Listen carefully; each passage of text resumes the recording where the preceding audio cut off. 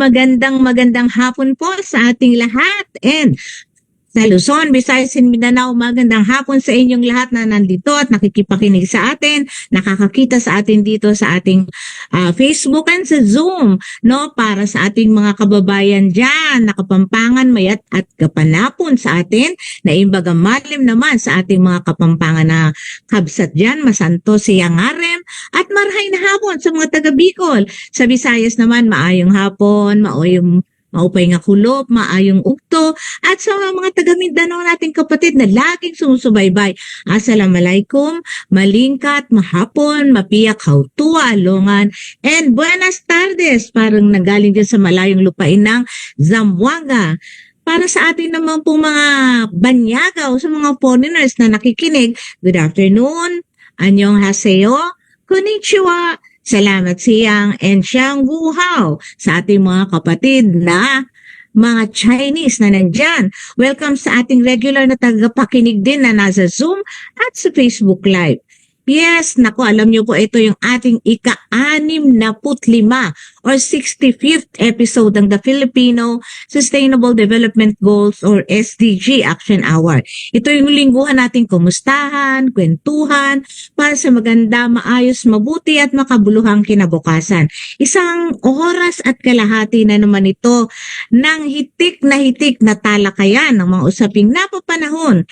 At sa habang ito ang ating tatalakayin ay pinamagatang Storm Water Management for a Climate-Defined Future. Naku, exciting na naman to, no? Kung ito ay bago sa ating pandinig, mamaya po ay atin pong malalaman ano bang ibig sabihin nitong storm water management para sa climate-defined future. Ang atin pong speaker ay hindi na po bago, no? Palagi po na niya tayong pinapaunlakan at talagang napakaswerte natin, ano? Kasi last year, napaunlakan niya na tayo dito at siguro mga 3 or 4 Fridays ago, kasama din natin siya to talk about developing converging strategies for sustainable water futures in the Philippines. Ayan. Pero para sa ating mga bagong kasama ngayong hapon, i-introduce na din natin ng kaunti uli ang ating speaker, no? Our speaker is a holder of a Doctor of Philosophy in Public Administration, Urban Management from Pacific Western University. Isa siyang urban planner, professional environmental planner, registered professional architect at accredited urban development and management specialist. At ang guest po natin ay for over 40 years na experience sa mga local government projects, no? Yung mga national agencies, private sector, at maging international assistance organizations ay kanya pong natulungan at siya po ay naging resource persons nila. His areas of interest include inner city revitalization, ecosystem-based integrated area development, at mainstreaming disaster risk reduction strategies sa mga local development plans. Kinilala na din ng Professional Regulations Commission ang ating speaker as the Outstanding Environmental Planner of the Year noon pong 2012. His other organizations include the Philippine Institute of Environmental Planners at ang Chamber of Real Estate and Builders Associations Inc. or CREBA. Ang atin pong speaker ay nakasama din po natin noong November 28, 2023 sa Philippine International Convention Center para sa National Multi-Stakeholder Conference on Exploring the Water Futures of the Philippines, kung saan siya po ay naging bahagi ng ating panel discussion. Naku, excited na akong makinig dito sa stormwater na ito. Kailangan din na natin pagtagalin ito. So let us all welcome at pakinggan ang presentation ng ating special guest for this afternoon, Dr. Nathaniel Dinky Bon Einsidel. Good afternoon, sir. Good afternoon, Dada, and good afternoon Yes, sir. magandang hapon sa lahat ng nanonood dito ngayon sa programa natin. Salamat at pinabalik niyo ako. Yes, sir. Talagang kailangan namin marinig lahat ng mga i-share mo sa amin. So kung ready na po ang PowerPoint presentation ni Sir Dinky, pwede na po tayong mag-start.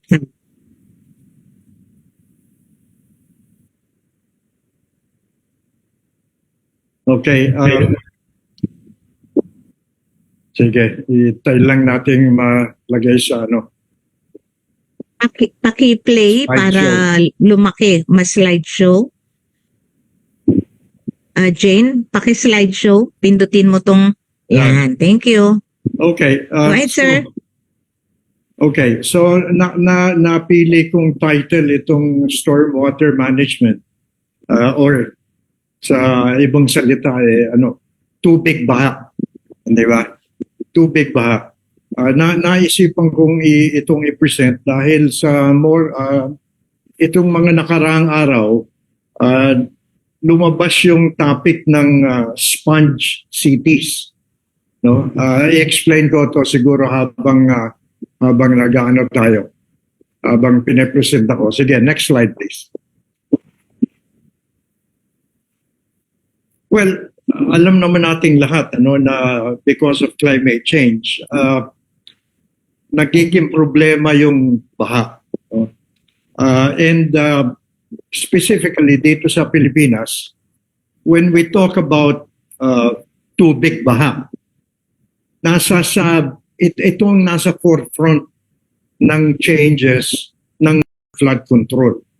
So, yun ang konteksto nitong stormwater management. Next slide. So, next. Now, pag pinag-usapan kasi, pag sinabi kasing stormwater management, ibig sabihin yan kasi yung tubig ulan na bumabaksak sa mga bubong ng mga buildings o sa kalye o sa mga parking lot. No? At, kung ikukumpara nyo sa mga rural areas o mga agricultural areas na maraming open space, pagbaksak ng tubig ulan, na-absorb yun nung lupa, nung open space. Pero pag yung tubig ulan bumaksak sa syudad o dun sa mga lugar na maraming bubong, maraming kalye at maraming parking lot, dinadala yung tubig baha na yan through the drainage system of a local area. No? Now, dahil sa kadalasan ng pag-ulan at paglaki ng volume ng ulan, nagiging problema yung flash floods. So, yung stormwater management system or yung sistema ng kung paano mabawasan yung baha, yun ang ating pag-uusapan ngayong hapon. So, next slide. Pag umuulan, yung tubig na bumabaksak sa bubong, sa mga kalye at sa mga parking lot. Okay. Ang tawag dyan, runoff. May dala-dala yan na pollutants.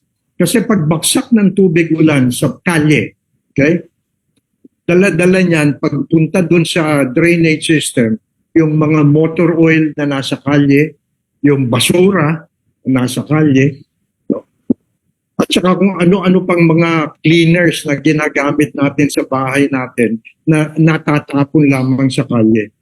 And itong tubig na ito, together with all of the pollutants that it carries, nagpupunta lamang yan dun sa mga rivers kung saan yung outfall ng drainage system. Or hindi kaya dun sa mga bodies of water like Manila Bay or Laguna de Bay na kung saan doon napupunta yung tubig na nanggagaling sa mga rivers. So, because of climate change and yung pagbabago ng rainfall patterns all over the world, nagiging napaka-importante nitong stormwater or tubig baha na management system, which is also very much related to resiliency efforts. Okay. Next. Yung concern dun sa storm management system or SMS.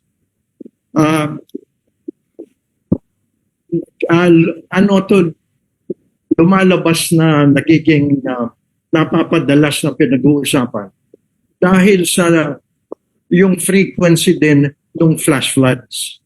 At saka yung parang nagiging epekto o walang epekto yung mga infrastructure o kulang sa epekto yung mga yung mga flood control infrastructure na naitayo in recent years.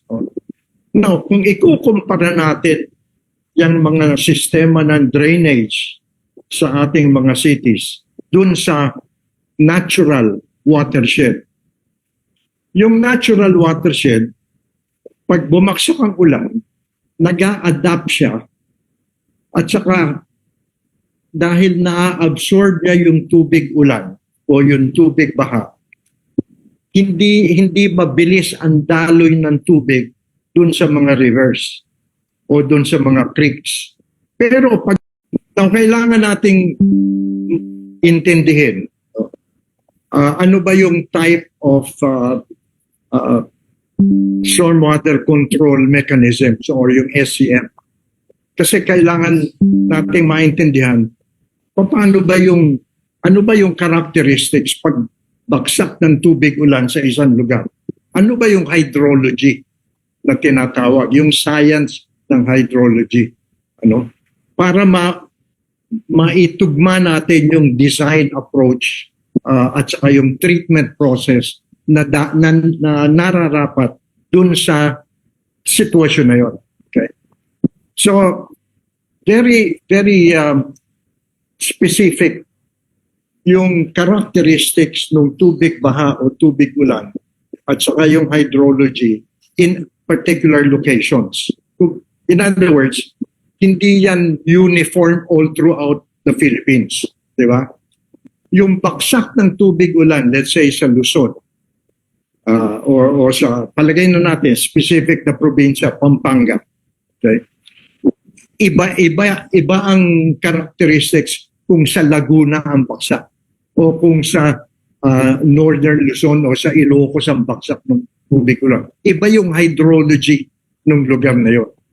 So kailangan mapag-aralan kung ano yung volume ng ulan na bumaksak, ano yung peak flow na doon na nadaloy ng tubig ulan o tubig baha, and then ano yung mga pangangailangan, ano yung kailangan gawin doon sa lugar na yon para maiwasan yung flash floods, mabawasan yung pollution, at mapagbuti yung supply ng tubig para mapakinabangan natin yung tubig ulan. Kasi recently, di ba, naglabasan sa dyaryo yung problema ng drought, yung problema ng El Nino.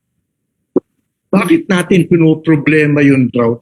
Ang dami-dami nating madalas ang ating bagyo na madalas may dalang ulan na nagbabaha tayo. So bakit natin pinoproblema yung drought? Kasama to o related dito sa usapan ng flood or stormwater management system. Now, yung design kung ano yung sistema to address the problem. Either yung physical characteristics ng stormwater control mechanism. For example, kung gagawa ka ng detention pond, gaano kalalim yung pond? Okay? Or ano ba yung hydrologic design criteria ng stormwater control mechanism? For example, ano ba yung volume ng tubig na dumating or bumaksak dun sa recent na typhoon, right? Kasi nag-iiba din yung iba, well, as we know very well, yung Ondoy, for example, brought a lot of heavy, a large volume of rainfall compared to some other typhoons na hindi ganun kadami yung rainfall. So yung iba-ibang characteristics na yan, kailangan naiintindihan para makapag-design ng proper stormwater management system. Okay. Next. Now, there is, itong diagram na ito, pinakikita kung paano mag-design for. Na makikita dito sa kaliwa, ano ba yung drivers? Okay? Well, nakikita yung sinasabing drivers dito would be population increase and the development that happens on land or yung change in the land use. Okay? Yun ang drivers. Okay?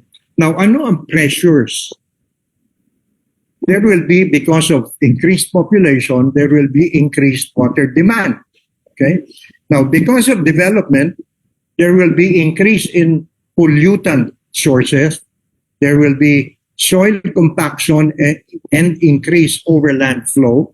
And there will also be increased imperviousness. Ibig sabihin, nababawasan yung ability ng lupa na mag-absorb ng tubig ulan dahil sa development. Dumadami ang buildings, dumadami ang kalye, dumadami ang subdivisions, dumadami ang development. Okay? So, ano ngayon yung urban drainage system? So, yan.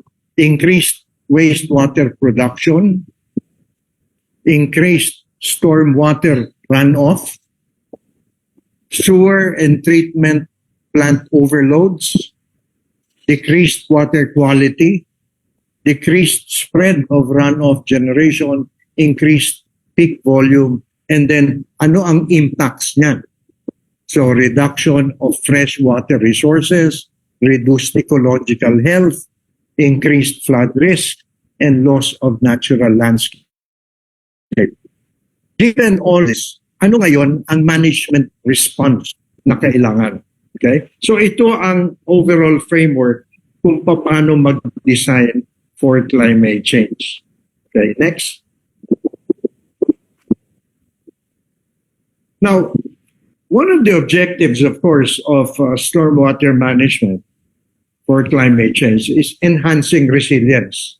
So the ability of the system to continue to function as expected in the face of climate change. For example, of the stormwater management system through adaptive approaches in a specific location. Okay? Now, marami ng researchers and practitioners of stormwater management ang pinag-aralan ano ba yung impact ng climate change on the different stormwater control mechanisms at the site and at the watershed scale. Okay? Now, lumabas dito sa marami pag-aaral nitong mga taong ito, mga eksperto, yung nature-based solutions. Particularly, now, nire-recognize ng mga practitioners and researchers na in the stormwater community na para mabawasan yung flash floods, yung pollution, and at the same time make use of stormwater to improve the water security, kailangan i-store o gamitin yung surface runoff, yung tubig baha. Okay, yung tubig baha na instead na nagbabaha lang siya, magamit for some positive. So, lumabas dito sa mga pag-aaral and experience ng mga eksperto yung what is called green stormwater infrastructure, which are now considered an integral component of adaptation planning. Now, this includes permeable pavements, ibig sabihin, yung mga kalye na pwedeng mag-absorb ng tubig. No? Bioretention ponds, yung mga lagoons or maliliit na ponds na pwedeng mag-capture ng rainwater. Okay? Meron din tinatawag na green roofs and walls. Yan din.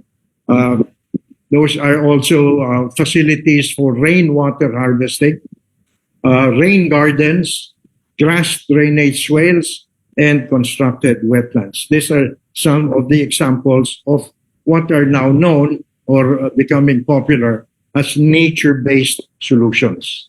Next slide. Okay. Nabanggit kasi dun sa mga articles recently about yung sponge cities. No? So naisipan ko na medyo dagdagan ko ng konti. So next slide. Ito are mga examples of what countries are doing with stormwater management. Okay, the first example is from Australia, which is what they call the water-sensitive urban design. Okay? It focuses on stormwater management that aims at promoting sustainability and livability as part of an overall urban development strategy. So hindi lamang siya stormwater management. No? This is part of a larger urban development strategy, which is very important in the Philippines because we are rapidly urbanizing. So kailangan natin ng more strategic urban development strategy. Okay? Now, the Australian government has issued a set of guidelines on water-sensitive urban design. They published this for the use of local governments, developers, and consultants. And it covers 3 phases of project development: planning and design, construction, and maintenance. So hindi lamang ito for government. These are also for private projects. And it also includes maintenance, which is very important. Okay. Now, the guidelines includes regulatory considerations, the overall project development process, what are the requirements, what are the required approvals, turnover of projects, and key considerations for each phase of a project. Next slide.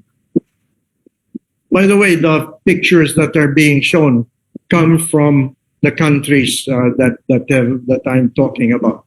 So itong Australia water-sensitive urban design. Okay? Kasama ito doon sa mga brochures nila na pinamimigay sa mga local governments. So according to Australia's WSUD, it integrates the water cycle management with urban planning and design. So hindi lamang siya trabaho ng engineers concerned with water management. Kasama din siya o related siya dun sa urban planning na system. Okay?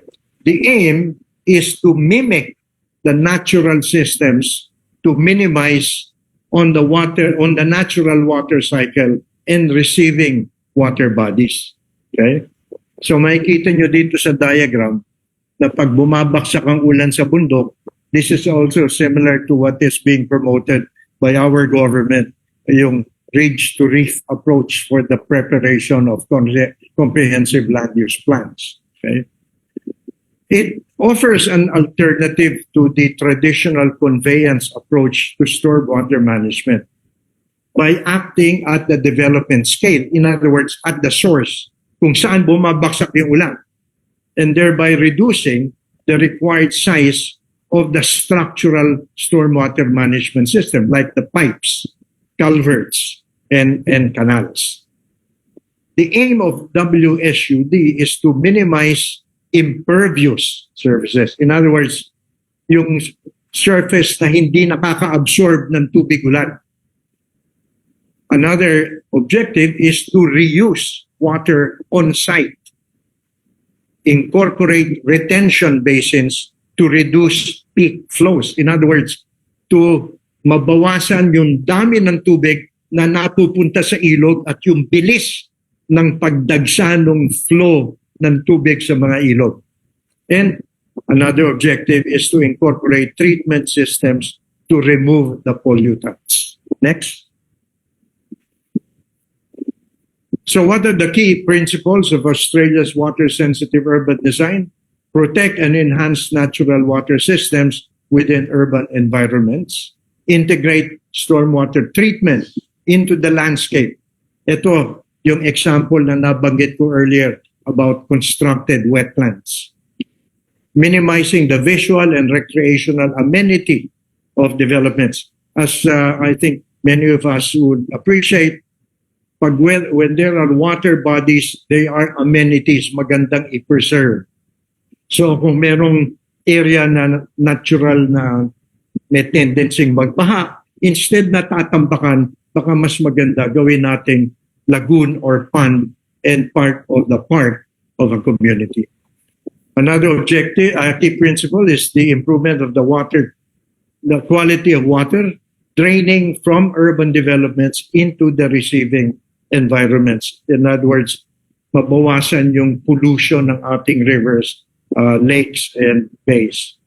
Also, reduce runoff and peak flows from urban development by increasing local detention times and minimizing impervious areas. And to minimize drainage infrastructure cost of development due to reduced runoff and peak flows. Okay. Next slide. The rationale for the Australia's water-sensitive urban design is that stormwater, or the water that runs off the surface of urban surfaces following rainfall events, is a major cause of pollution and therefore should be addressed. Okay? Also, because of increased development, the proportion of impervious surfaces in catchment areas increases runoff and the speed of the flow of flood waters. So it creates problems of erosion, flooding, and associated ecological damage. It also washes more pollution into streams, therefore affecting the health of rivers and oceans. The water-sensitive urban design guidelines have been identified in Australia as a means to control flows and filter stormwater to remove pollutants. It reduces costs. It also treats runoff closer to the source, therefore mimicking the natural system. As treatment can be located further upstream than conventional approaches, it offers a wide range of benefits to the entire city. Next slide. Okay, moving on to the next example, we have in the United States what they call the low intensity development, or LID. It's promoted as a different approach as well as an advancement in the state of the art of conventional water management system. You will see in the photos here that there are a lot of water lagoons. Also, the photos below show you what is referred to as a rain garden on the left side, and on the right side is a park or a playground which also serves as a catchment area for floodwaters during heavy rains. The LID enhances the ability to protect the surface and groundwater quality, maintaining the integrity of aquatic living resources and ecosystems, and preserve the physical integrity of the receiving streams. It addresses stormwater runoff issues associated with new residential, commercial, and industrial suburban development as a policy to preserve and enhance existing environmental attributes in of increasing development pressure. I think this is something that our DSHUD, Department of Human Settlements and Urban Development, should consider, because they are the ones that approve new subdivisions.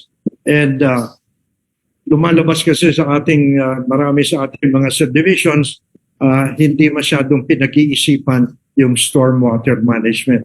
Most of the time, makagawa lang ng simple drainage system, okay na.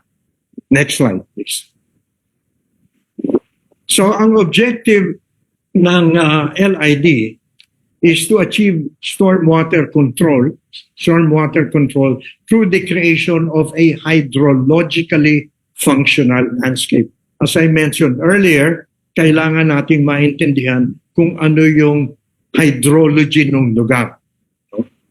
The objective of LID is accomplished by minimizing stormwater impacts, similar to what was being done in Australia. Okay, providing runoff storage measures, again similar to what is being done in Australia, yung mga lagoons, yung mga detention ponds.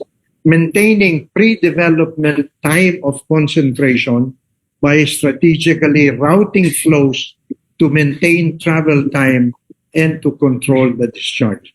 Okay, ito may konting sophistication ito kasi this will involve some element of infrastructure and engineering. And also the LID implements effective public education programs to encourage property owners, private property owners, to use pollution prevention measures and maintain on-lot hydrologically functional landscape management practices. Okay. So meron din silang guidelines at pinamimigay din nila ito to not only to LGUs but to developers. Okay. Next slide. Next.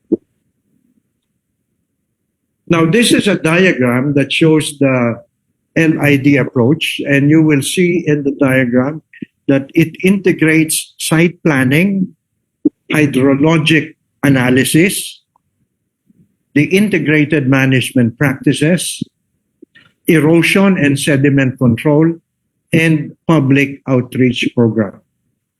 So again, very similar to the Australian experience. The goal is to mimic the pre-development site hydrology by using site design techniques that store, infiltrate, evaporate, and detain surface runoff. So with the LID approach, receiving waters may receive fewer negative impacts, meaning less pollution, less pollutants in the volume, frequency, and quality of the runoff. Next one. Again, some of the photos here show you itong landscaping dito on the upper right is a rain garden. Okay.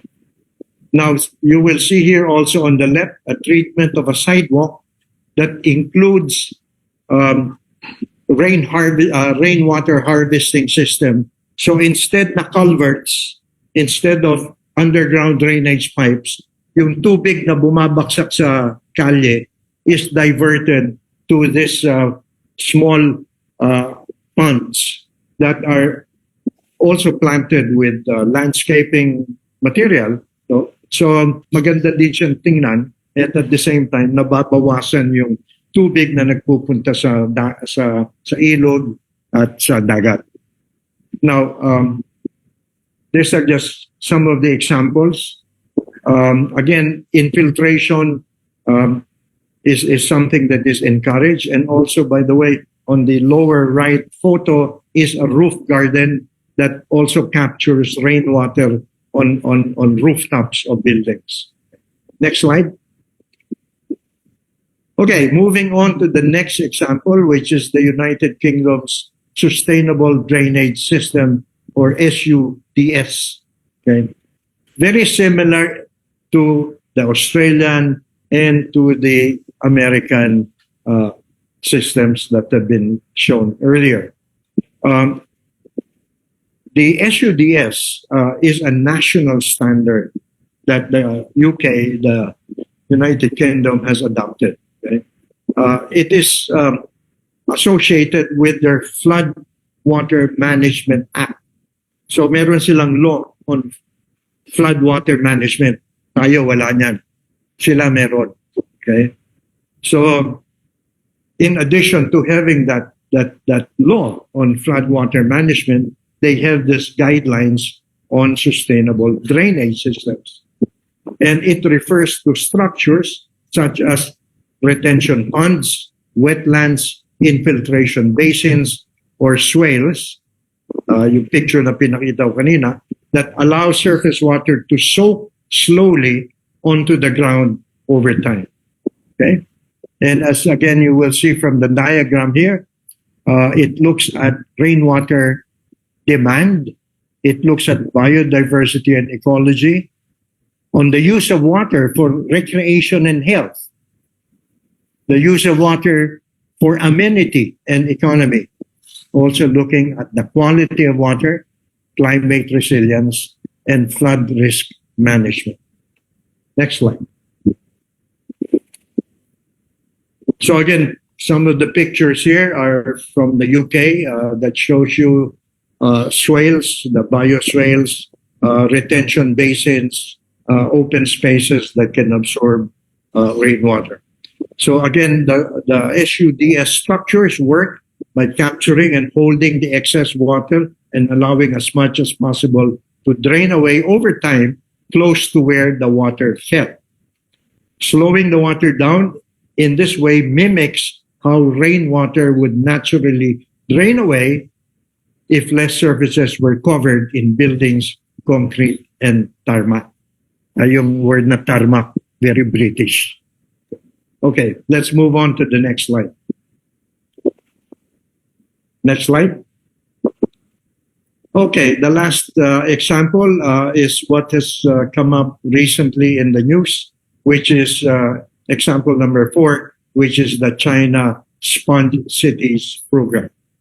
Itong diagram on the left comes from a brochure that China has been disseminating to its cities.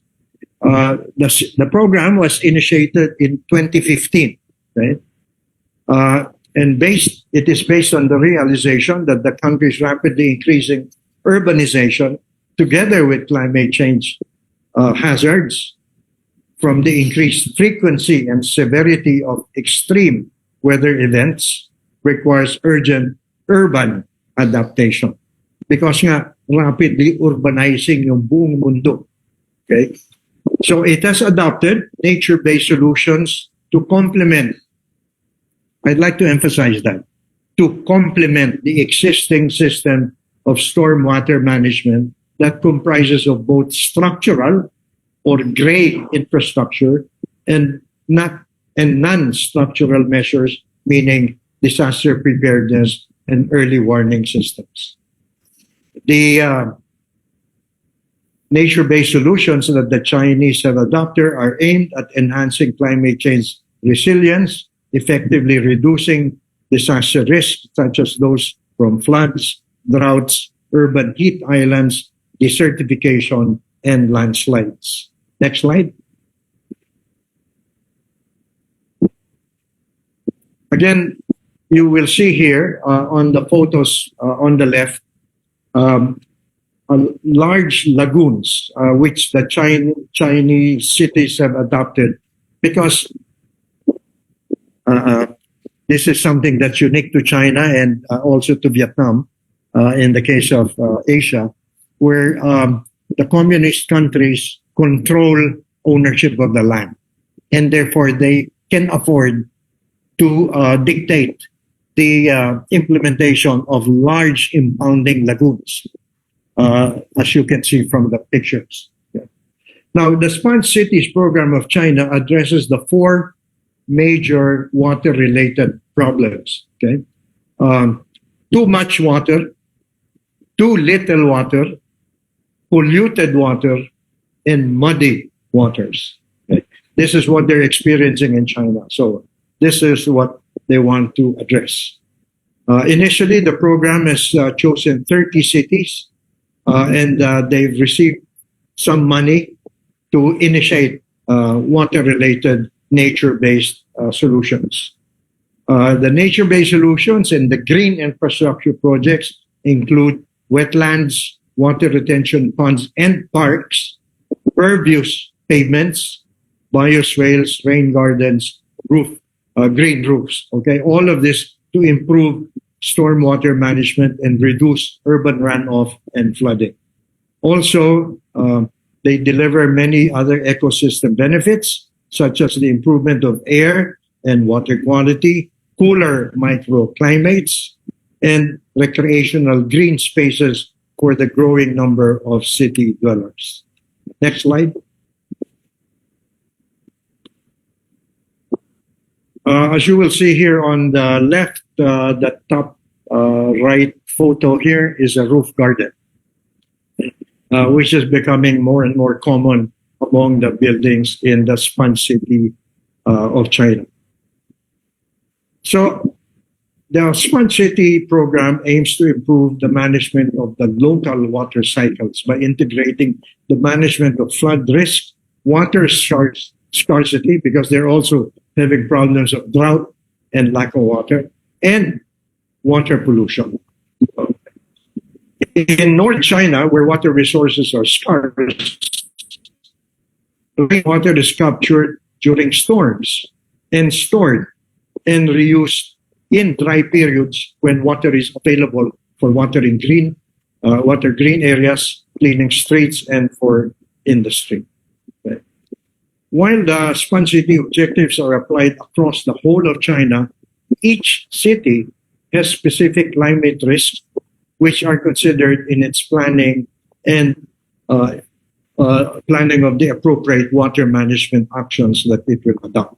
As I again mentioned earlier, the hydrology of the place and the characteristics of the rain and weather conditions need to be understood in designing the proper measures. The technical guidance that the Chinese government provides address strategic urban master planning, land use planning, water and green space systems planning, detailed storm water control planning, site design, building design and construction, and road design. So I thought this is important to emphasize. While they are focusing on stormwater management, they are covering all of these 7 aspects of development, which I think is very important when one considers urban development that's happening in the Philippines. Next slide. So what are the common features of all of these 4 systems? One is that it mimics natural location-specific hydrologic regime. Second, adoption of nature-based solutions. As you will notice, all of them adopted nature-based solutions. Third, objective of addressing the interrelated issues of A, water scarcity, B, flooding, and C, water pollution. 4, the use of multifunctional landscapes. 5, the emphasis on reducing impervious surfaces. 6, integrates urban water cycle management with urban planning and design. Next slide. So moving forward, next slide. There are a number of things that we need to keep in mind. One is adopting uncertainty. Okay.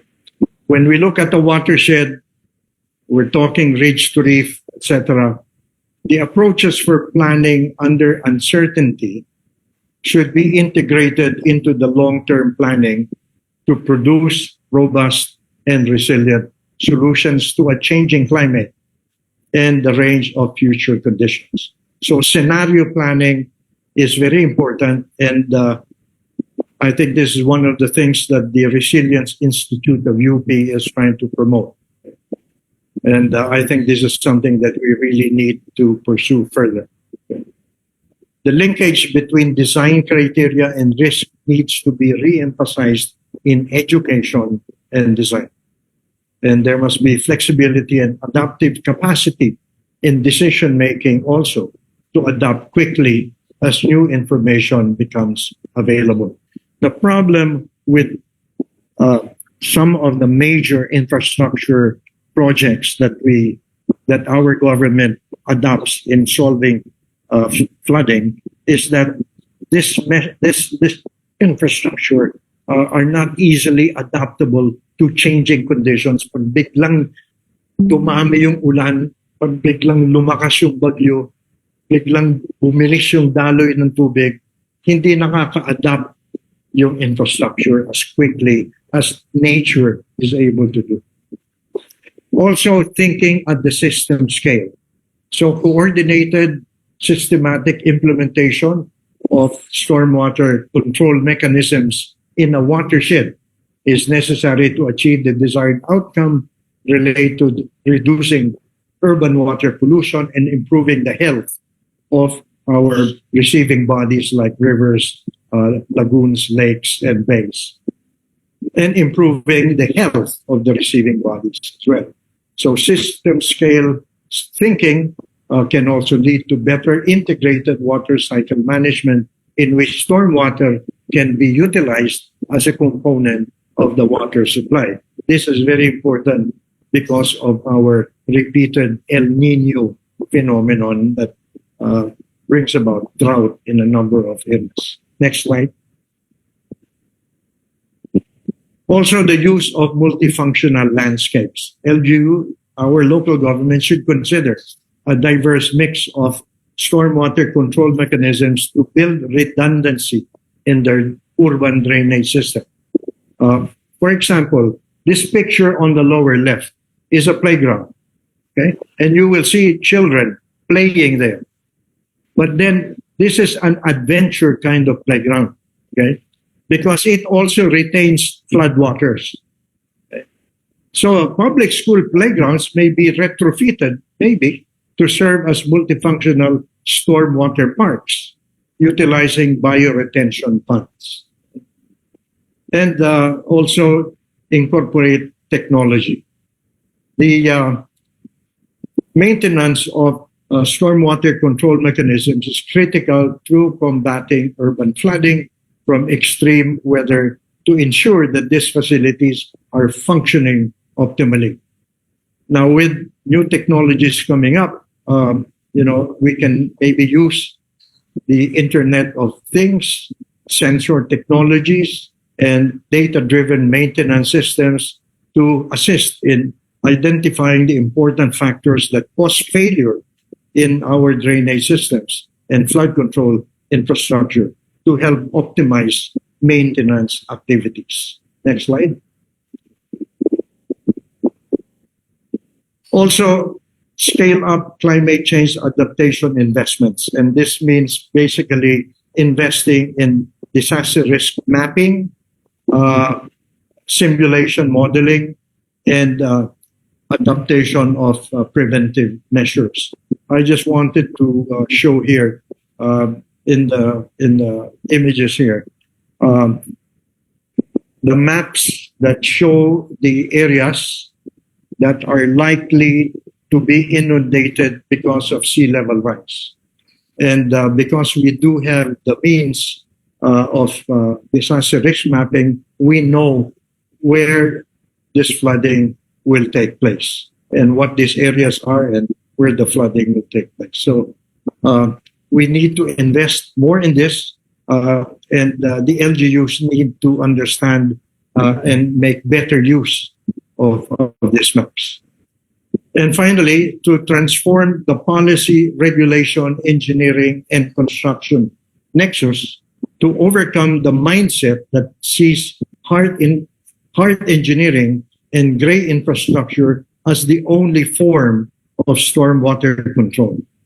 This includes changing university curricula and engineering handbooks.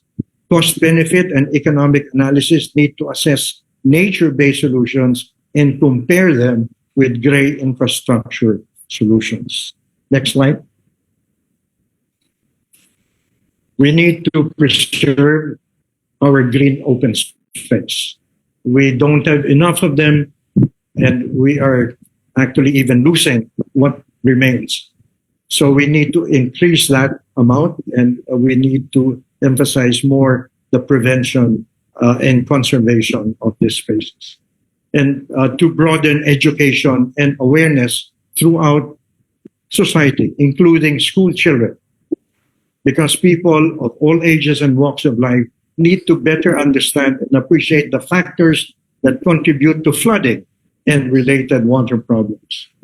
Think tanks, academic institutions, and professional associations should promote nature-based solutions to make tangible the benefits of the blue and green systems. Next slide.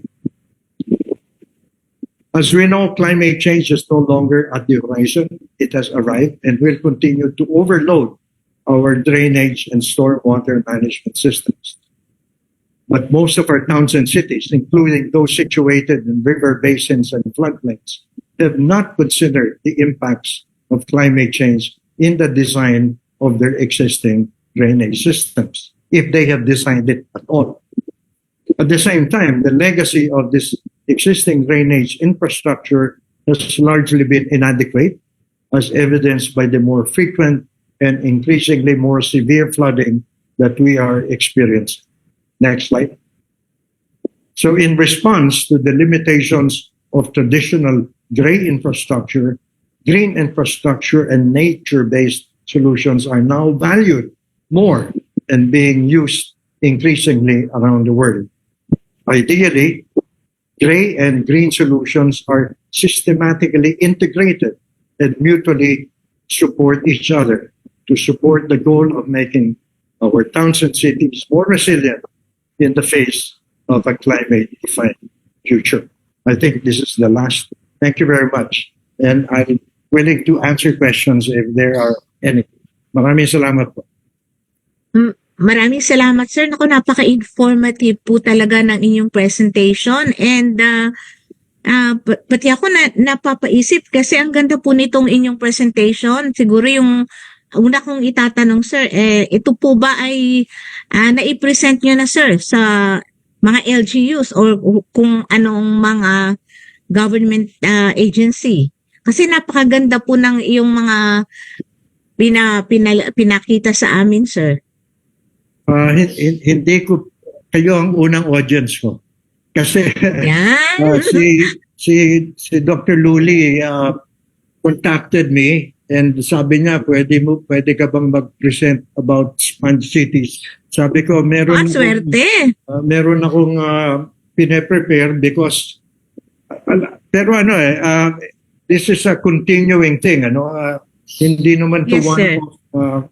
so naisip ko lang na instead of limiting myself to the China Sponge Cities program, is banggitin ko na rin yung mga ginagawa ng ibang countries because hindi lamang China naman ang nag-adapt nitong Sponge City system. Sila lang yung siguro naka-invento nung term na Sponge City. Sponge City. Oo. Ang galing, sir, ang naiisip ko lang, sir, kaya po ba ng government natin na magkaroon ng sponge cities like kasi ngayon ang problematic natin talaga yung Bulacan and Pampanga, 'di ba, sir? Talagang nakalubog, may mga municipalities na talagang whole year round nakalubog po yan sa tubig. So nung nagpunta kami doon to talk to them, ang iniisip po ng LGU ay ring dike. Nag-ring dike daw ang gusto nila. Sa tingin nila, yun yung kakayanin nila. Pero kakayanin po ba ng mga LGUs natin na nakalubog sa tubig ang sponge cities, ang pagmamanage niyan? And Well, even yung pagsisimula niyan? Kasi pag sinabi natin sponge cities as naipakita doon sa presentation ko, maraming maraming paraan na pwedeng gawin. And the local governments have the power because sila ang nagbibigay ng mga development permits. Sila ang nagko-control ng land use. Sila ang nagbibigay ng permits sa mga subdivisions, industrial estates, etc. So in other words, nako-control nila yung pagdami ng buildings at pagdami ng kalye. So they can adopt some of these measures through their local ordinances, di ba? Pwede na lang i-integrate sa comprehensive land use plan sa CLUP nila. Pwede na ma-integrate sa zoning ordinance nila. And as I've often recommended also to many LGUs, dapat meron din silang local building code. Hindi dapat umaasa lang sila dun sa national. Kasi yung national, masyadong general yan one size fits all. Hindi pwedeng ganun Some of the features of the National Building Code are applicable nationwide. But there are also, particularly pagdating sa baha, na kailangan local yung yung code mo Diba? Just like yung drainage system mo is local. Now, yung sinasabing ring dike, hindi ko alam exactly saan iniisip ilagay yan, Pero yun ang ibig ko sabihin, doon sa sinasabi kong mindset na kailangan mapalitan. Kasi pag Palitan. baha, ang immediate mindset, gumawa ka ng dike, gumawa ka ng seawall. Di ba? Taasan mo yung pader ng river. Bakit gano'n? Bakit? You Pero know, sa kailangan Pampanga nga mapalitan po, itinataas yung kalye, kaya naiiwan yung mga bahay na nakalubog. Sa Exactly. Pampanga, exactly. yung kalyeng nakataas. So, yung pong mga LGUs natin, marami na po akong nabisita mga LGUs, pero meron po bang urban planning na unit or ang LGUs natin? Wala. Parang Yes. municipal planning, city Meron. and development office. Diyan po ba yan nakaano? Meron. Ang province may provincial planning and development office. Ang city may city planning and development office. Opo. Ang municipality may municipal planning and development office. So merong urban planning yan. Ang point ko dito sa presentation ko, not all of them gumagawa ng drainage plan. Yun. Asa sila sa DPWH. Exactly. Kaya yung DPWH, macro level ang ano nun eh. Usually Pagtingin. provincial at saka regional level yung kanilang infrastructure. Well, gumagawa din ng DPWH ng pang-city and municipal, mainly pag-city, pag merong request o pag merong congressman na nag-sponsor ng nung paggawa nung drainage plan. So, you know, Recording stopped. nagagawa yun ng Recording in progress. nagagawa yun ng DPWH for cities pag merong request at merong funding na po-provide. But hindi kasi uniformly applied. At saka kadalasan, yung local governments, pag gumagawa sila ng sarili nilang drainage, limited kadalasan sa poblasyon lamang. At saka konektado lang sa kalye. Yung drainage lang ng kalye, hindi yung Pag wala nang, na drainage. wala nang, okay. Oo nga po. Tama. Totoo po yan. Nako. Eh sir, thank you po. Pero marami po tayong questions na nakaline up sa Q&A box. Pero bago natin sila siguro tawagin, I will call on Mr. Cesar Gomez. You have a question, sir? Go on. Go Yeah. ahead. Thank you very much, Doc Dinky, for your usual insightful presentation. Merong theme na sumisigaw para sa akin from your presentation. And what is that theme?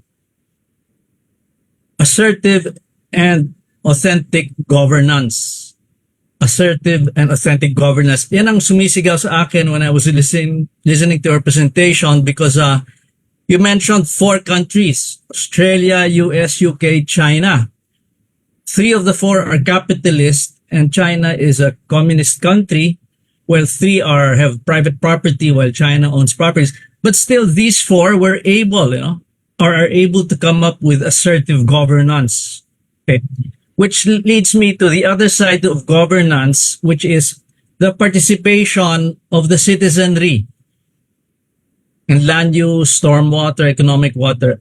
Hindi malinaw sa akin yan. Although, as you mentioned, the provincial, municipal, and city governments have planning and development offices. But siguro itong binanggit nyo in your talk today should also be made known to the citizens. Okay? Very specifically, for me, stormwater has to be linked to economic water.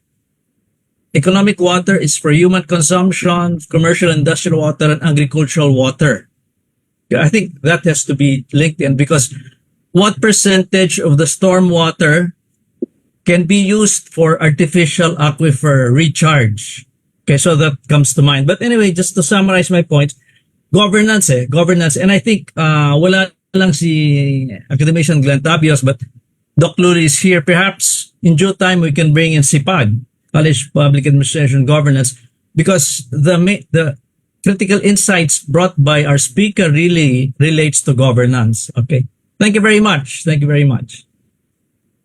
Thank you, Okay. Mr. Cesar. Yes, Dr. Dinky. Yeah, well, siguro para lang masagot ko si Cesar agad. Yung kasi, preparation ng comprehensive land use plan by the province, by the city and the municipalities.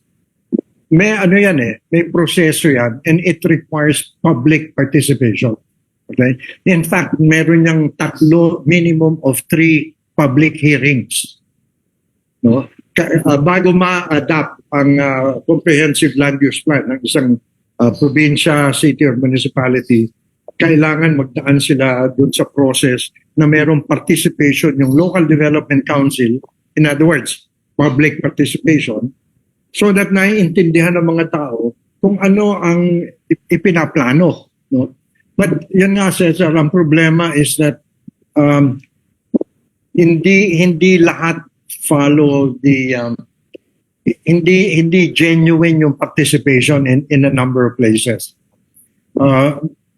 Or medyo para bang yung guidelines for the public participation medyo patterned after the West, after the US, na pagkagawa ng plano at saka pa lamang magta-town hall meeting, okay, expecting people to come to City Hall or Municipal Hall to view the plans and to comment, which does not happen in the Philippines.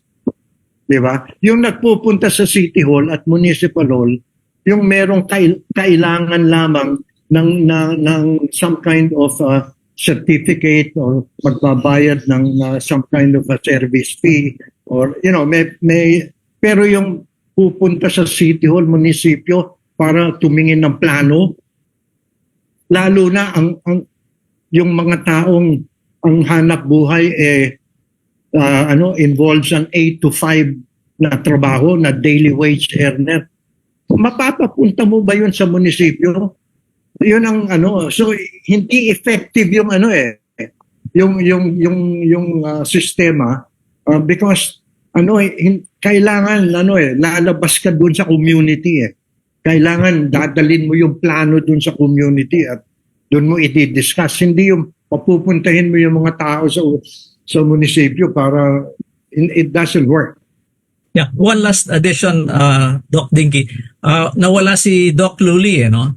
But really, I would recommend to her that let's say, with your presentation today, if we can link up with the SUCs, with the HEIs, and student councils, so that this is for me the way to link up on the local level. Maraming salamat, Doc Dinky. Thank you. Thank you, Sir Cesar, and thank you din po, Sir Dinky. Simulan ko na pong basahin yung mga questions dito sa Q&A. May nakataas ang kamay sa ating mga panelists. Balikan ko po kayo. Ang question po ay nanggaling kay Mr. Pierre Alden Azanza. I think he's from Birac, Catanduanes. Doc Nathaniel, ano po ang magandang solution sa isang lugar kapag ito ay nasa permanent flood area na tuwing tag-ulan or El Niño? Okay. Well, dapat pag-aralan niyo yung ginagawa sa China na mga ancient cities na itinayo na puro kanal imbis na kalye. Kanal ang although nagkaroon na rin ng kalye afterwards, pero originally may mga lugar sa China na nag-umpisa sila na ang means of transportation nila bangka. So instead na kalye, canals, no? Ang sistema nila. Siguro that's one way of addressing the problem. Pero meron din kasing siguro ang kailangan tingnan yung problema dun sa Birac ba yun? Birac Catanduanes ba? Siguro kailangan tingnan yung kabuuan ng watershed area nila. Kasi baka pwedeng ma-retain yung tubig baha dun sa upstream. Baka merong opportunity na magawa ng lake o lagoon sa upstream, and then it might also be a tourism development area, di ba? So yung instead na bumabaksak at bumabaha dun sa baba, pwede mong ma-retain muna sa taas, and then maayos pa rin, gagawa ka rin ng plano para dun sa baba para naman mabawasan yung yung extent ng baha. Ayan, pwede nilang itry yan sa Birak, no? Thank you po. Another question naman coming from, ito galing pa po sa Pulangi, Albay, from Mr. Alan Contante Arrieta. Can the PIEP lead to have a law on the storm management system here in the Philippines? Meron kami pinag-uusapan sa PIEP na draft guidelines. Pero medyo hirap kami pag law. Kasi natatagal lang kami masyado pag law dahil parang ang tagal eh. Di ba? Pero siguro kung baka pwedeng guidelines and then in the form of an executive order, baka mas mabilis. So we're working on something like that right now sa College of Fellows ng PIEP.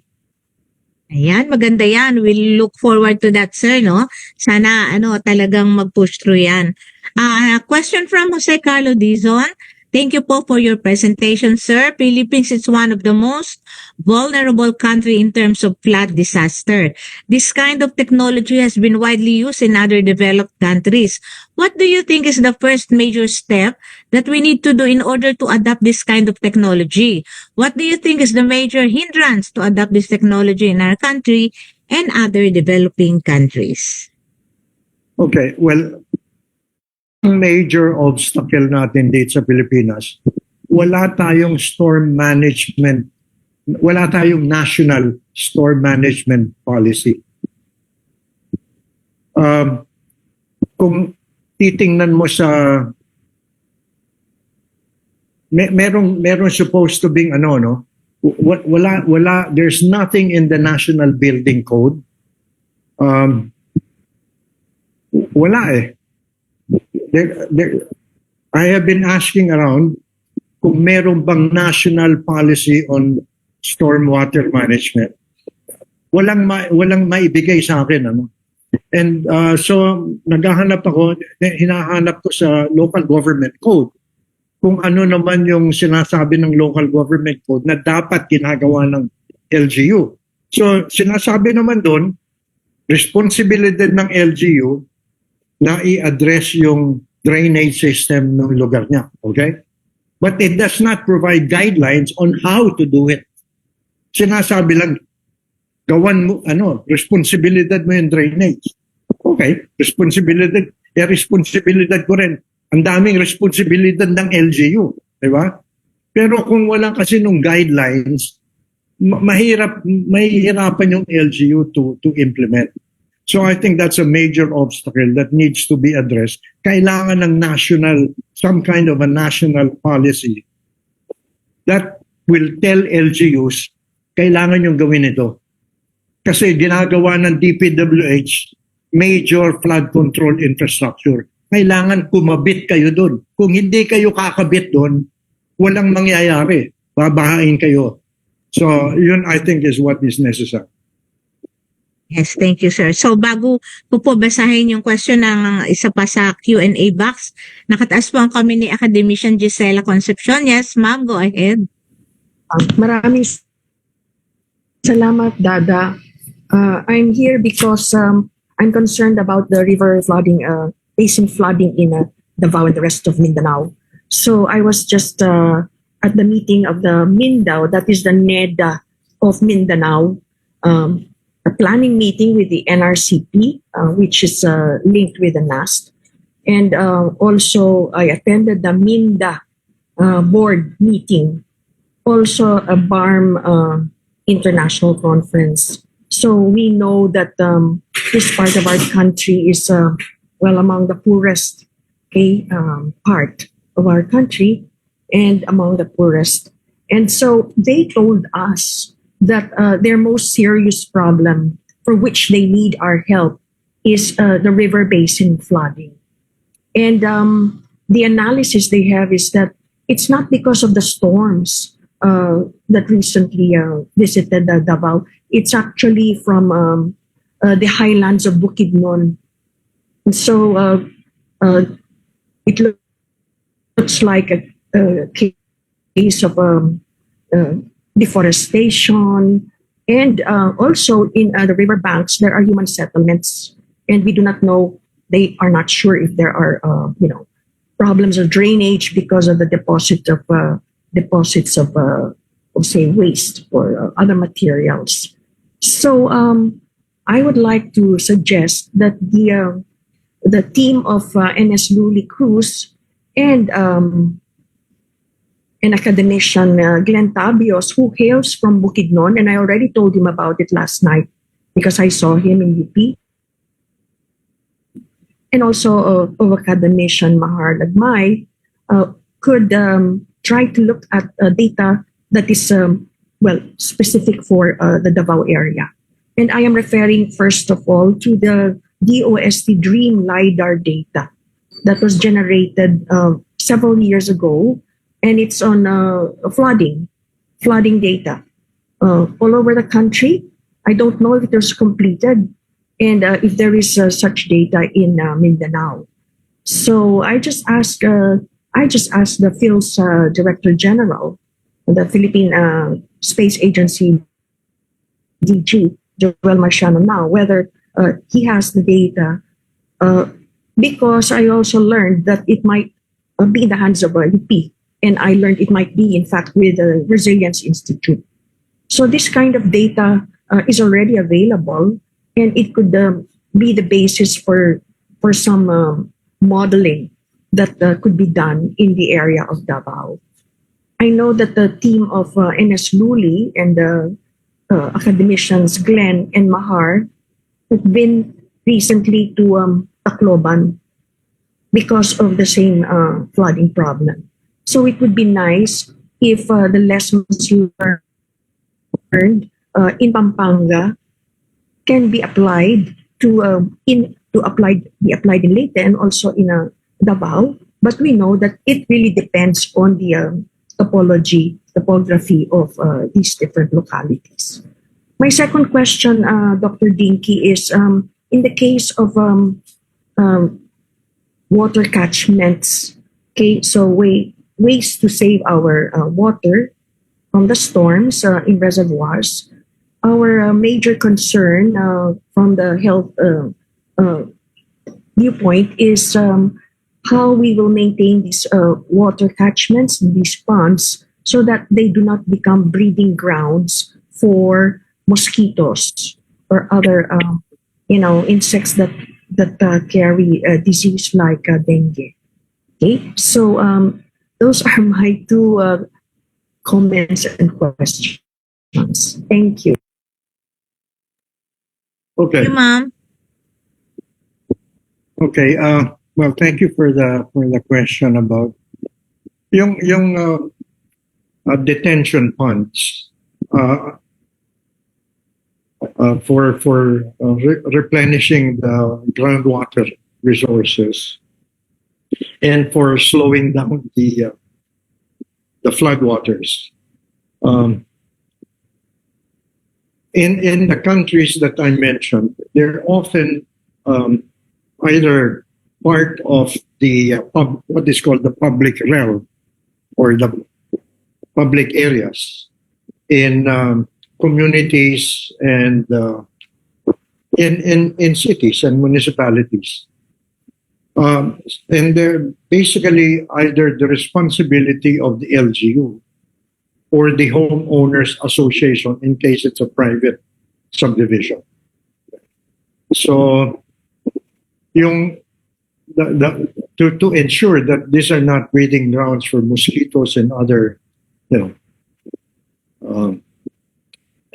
they usually install aerators, okay, and so that the water gets aerated, and when it gets aerated, then mosquitoes don't breed. Also, if they're flowing, because you're actually just retaining the flood water, it doesn't mean that it stays there for a long time. It may stay there during high tide, for example, and when it's low tide, then the flood water can be released so it can flow out. So if that system is maintained, if that process is maintained, then mosquitoes will not breed in that kind of a situation. Yeah, Thank you for thank you. that. So yes, sir. Yes, ma'am, go ahead. Salamat po. It's important to understand the facilities that have to be set up to get the water catchment and the ponds functioning well. Thank you. But I would really like Thank you, to ma'am. point out the opportunity to help Mindanao, because Minda is the NEDA, policy-making body of the Mindanao, and it's actually very proactive, and they are seeking our help. So we will try to find a way to get Enes Lulis Group funded through our congressmen and mayors in that area, so that we can use that as a showcase. Yeah. Oo. You know, you're mentioning of, you mentioned earlier about forest denudation. The major flooding in Cagayan de Oro was actually caused by the deforestation in the province above Misamis Occidental, di ba? So, you have this ridge to reef kind of situation involving several LGUs. And it goes back to the earlier question of Cesar Gomez about governance. Because, one particular local government may come up with a flood control and drainage system, but if the upstream local government cuts down the trees and denudes the forest, that will contribute to flooding of the downstream. It's a governance issue. It really is a governance issue. So, Dr. Dinky, I would like to say that these Minda leaders, they appreciate this whole of Mindanao or multi-LGU approach. They realize that problem, that the problems in one province affect the other provinces. It's good. That's a good start.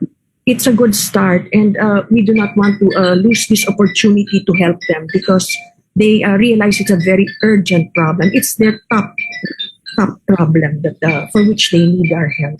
So I hope that we can come up with a proposal to help them. If we can start doing the research in the area of Davao all the way to Bukidnon. Yan Okay. po. Salamat po. Okay. Salamat, ma'am.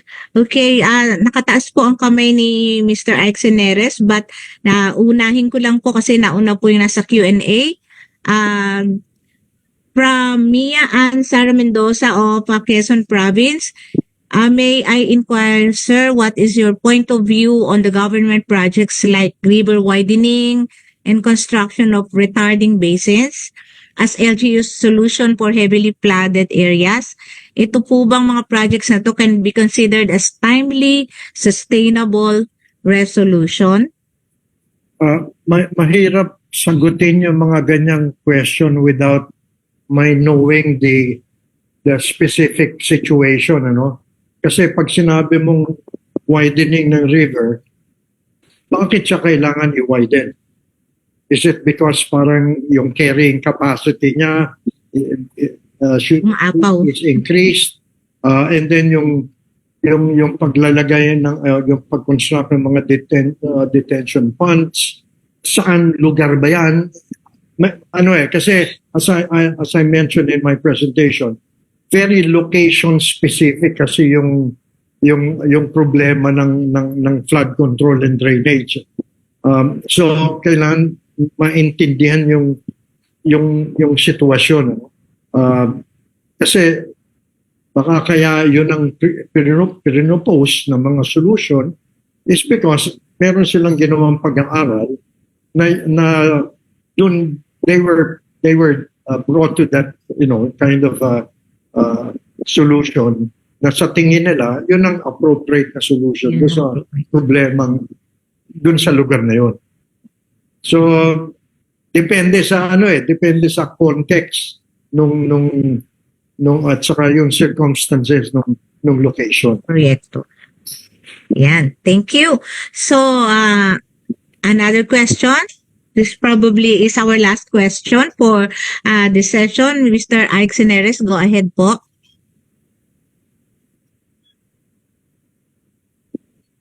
Yes, sir. Go ahead, Sir Ike.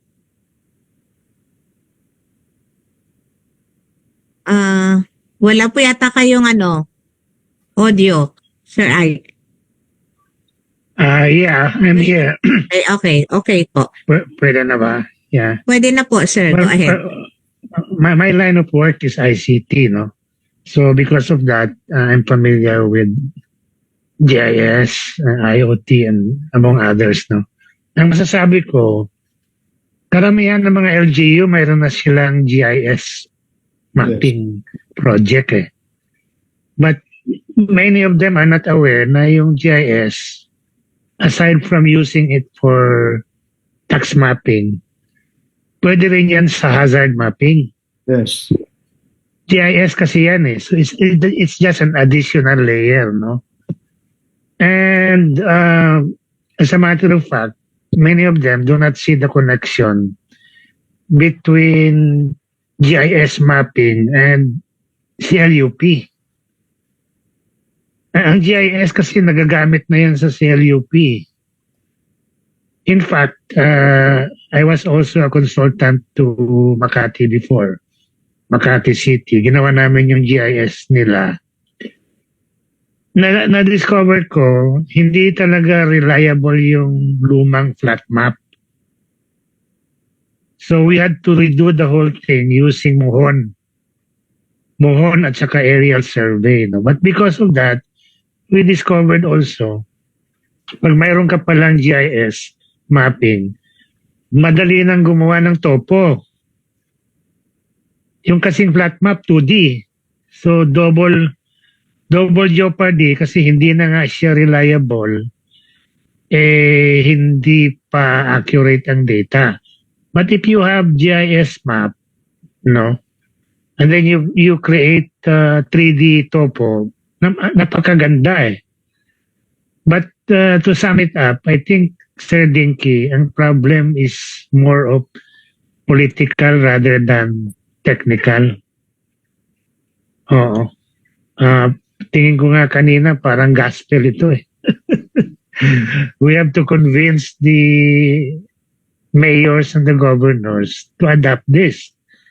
Well, unfortunately, uphill tayo kasi marami dyan walang awareness eh sa technical approach. No? But whatever, I'm happy that everyone is very hopeful here. So whatever I can do, and my colleagues, marami po kaming IT people na concerned din eh, sa environment at saka sa climate change. So let's work together. Mindanao also, we can help Mindanao. Thank you. Thank you, sir. Any reaction, Sir Dinky? Well, yeah, totoo yun. Marami na talagang local governments ang may GIS. Ang talasang kasi problema, yung GIS nasa isang department, and then ayaw i-share ng department na yon with other departments. Nagkakanya-kanya. So, ano din yan, related din yan sa Ayaw nilang mag-collaborate, sir, para para ma-solve ang problema. Related din yan sa the absence of central database. Maraming local governments walang central database. So paano ka magpaplano ng wala kang database? So every time magpaplano ka, tsaka ka palang mangungulekta ng data, parang mali yata yun. Di ba? Ayan, ako. May I react to that, Sir Dinky? May I react to that? Yes, sir. Go ahead ko po. rin, karamihan ng mga GIS naka-install lang sa local area network. At tama si Sir Dinky, yung owner ng database, ayaw i-share sa iba. So, ang solusyon dyan is put it online on the web, hindi lang LAN. And come up with an ordinance na lahat ng councilor, lahat ng department head, merong access sa data. Yes. Oo. Yun. At ang dapat nga dyan, i-integrate lahat ng local GIS. Hindi lang municipal, gawin ng provincial at saka regional level. Madali namang i-integrate ng GIS kasi yung mga software interchangeable interoperable Yeah. I can help you do that also. Regardless of the brand, no? Meron nga libre. May open source na GIS Regardless of the brand, pwedeng integrate yan. Thank you. Salamat po. Hey, Academician Villarreal, meron po ba kayong gustong ihabol bago tayo matapos? Sige po. Yan, pindutin mo pa sir. Naka-mute ka pa.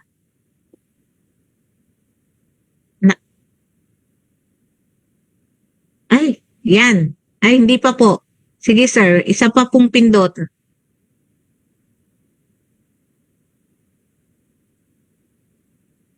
Ay, hindi.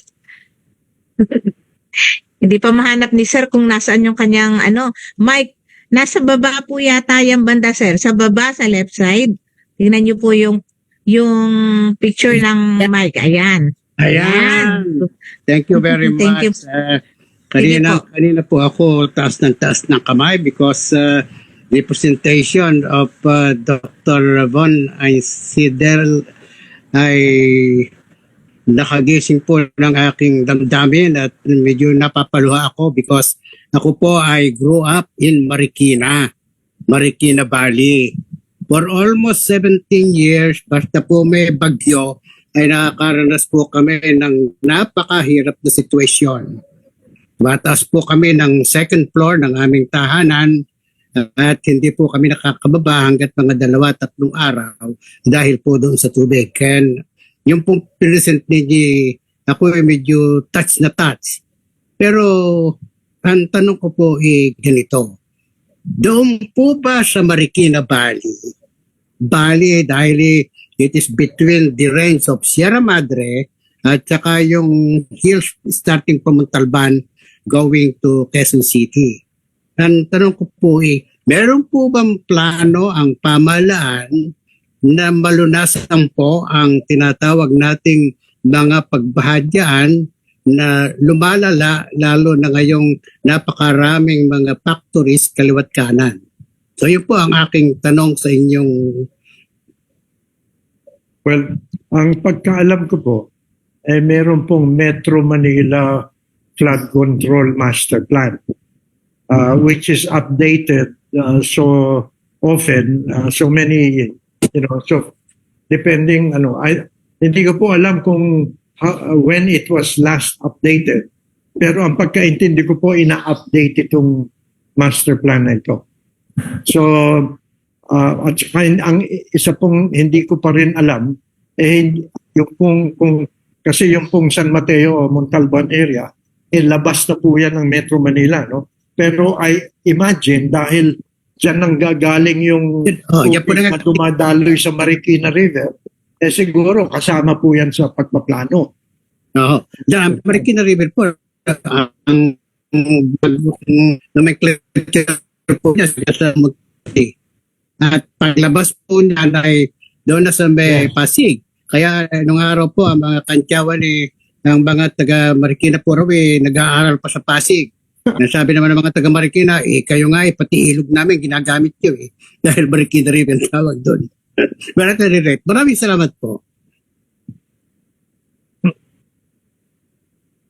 Meron lang siguro idagdag ko lang.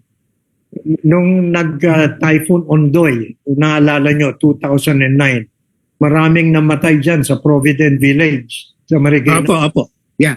Kasi yung tubig baha, umabot hanggang second floor ng mga bahay.